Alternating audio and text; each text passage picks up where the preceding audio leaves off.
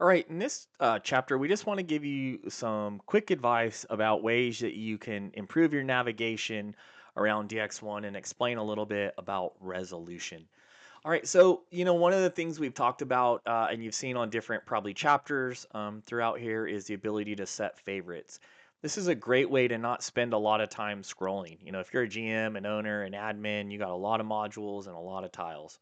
So being able to come over here, clicking that pencil, saying what it is that you want in any particular area is really a great item. I can set, I believe, up to 12 here, and I can also change the order by dragging them around without, resetting them. Once I get everything set that I want, I can click save, and you can see I have tiles there that will save me getting around.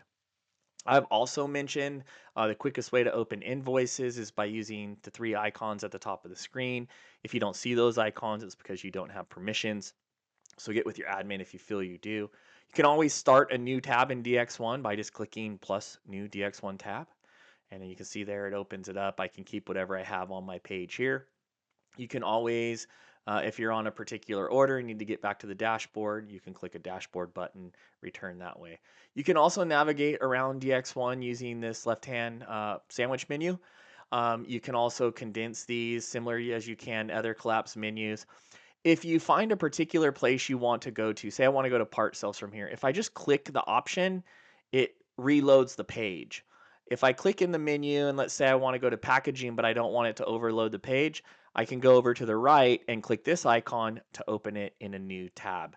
So just keep in mind you have some options from that side. You can also get any type of help information you need. You notice there's a little icon there that you can click that brought me to customers and leads, and that's because I was right here on my customer leads and section. If I went to major units and did the same thing, it would send me to my major unit section where I could look up some help docs. So again, don't miss that. Otherwise, um, you know, getting around DX1 is going to be just a process that you're going to learn over time. Again, configuring the favorites, understanding the menus, remembering that when I'm in, say, part sales, I still have access to many other areas of the parts department here. I don't necessarily need to go back to the dashboard to come here and go to ordering. I could have done it, if I was on the old on hold page, I could have came down here and went to parts ordering. So again, nothing groundbreaking here, just ways to make sure that you know how to get around quicker in DX1. Now, the other thing we're going to talk about is resolution. As I get older, I know I have a harder time seeing text. And depending on your screen size, the resolution of the screen, or your settings within Windows, you may have a bunch of different views here. What I can tell you, since DX1 is browser based, at any time in the browser, if you click the control button and plus or minus, you can see here I can change the resolution of my screens. I can make the text bigger.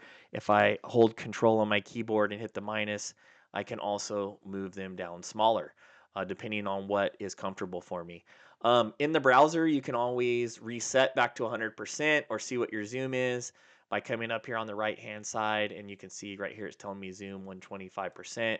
I can click that and hit reset and go back to what my standard look is. But again, as you can see, that's much smaller than what you might be used to in those videos, and that's because for most of them, at least on this monitor, I've increased my magnification to 125%.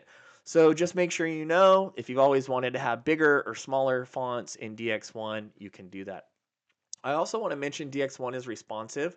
So as you can see here, when I go and I change my page, it may reformat to display for the resolution, whether I'm on a mobile device, a tablet, or even as we can see here within a browser window. So just want to let you know that DX1 is responsive, and depending on the device you're at and the resolution, you may see different options.